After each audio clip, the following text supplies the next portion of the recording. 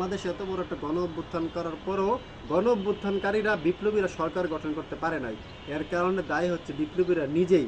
কারণ গণ অভ্যুত্থানের সময় সারা বাংলাদেশের আপামর জনতা তাদের জীবন দিছে, কিন্তু এই গণ অভ্যুত্থানের পরবর্তী সময়ে শুধু একটা ইউনিভার্সিটি কেন্দ্রিক কিছু লোক কেন্দ্রিক একটা রাজনৈতিক দল গঠন করা হয়েছে। তারা সারা বাংলাদেশের আপামর জনতার কথা চিন্তা করে নাই।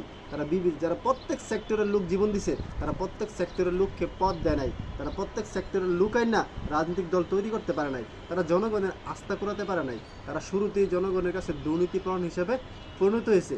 এই কারণে বাংলাদেশের জুলাই যোদ্ধারা কোনোদিন বাংলাদেশের ক্ষমতা দখল করতে পারবে না। তারা কোনোদিন এককভাবে ক্ষমতা যাইতে পারবে না, কারণ তাদের উপর জনগণের আস্থা নাই, বিশ্বাস নাই। মাত্র 2-1 নেতাকর্মী ছাড়া এনসিপি বলেন, জুলাই গণ অভ্যুত্থানকারীর যে দল এনসিপি, তাদের উপর জনগণের কোনো আস্থা ভরসা নাই। এই কারণে গণ অভ্যুত্থানকারীরা বাংলাদেশে কখনো এককভাবে ক্ষমতা দখল করতে পারবে না।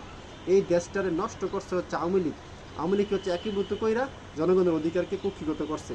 আর এই দেশের জন্য জীবন দিছে জামাত শিবিরের পোলাপাইন, এনসিপির পোলাপাইন, জুলাই যোদ্ধারা, আপামর জনতা জীবন দিছে। কিন্তু জীবন দেওয়ার পরবর্তী আইসা জুলাই যোদ্ধারা এবং গণ অভ্যুত্থানকারীরা কিছু করতে পারে নাই। অন্য দল আইসা ক্ষমতা দখল করছে। এর জন্য দায়ী হচ্ছে গণ অভ্যুত্থানকারীরা নিজেই। তারা জনগণের আস্থা অর্জন করতে পারে নাই, বিশ্বাস অর্জন করতে পারে নাই, তারা একটা সময় নিতে পারে নাই। এই কারণে গণ অভ্যুত্থানকারীরা কোনোদিন আর বাংলাদেশে এককভাবে সরকার গঠন করতে পারবে না। তারা এককভাবে দলীয় ক্ষমতায় যাইতে পারবে না। এর জন্য তারা নিজেরাই দায়ী।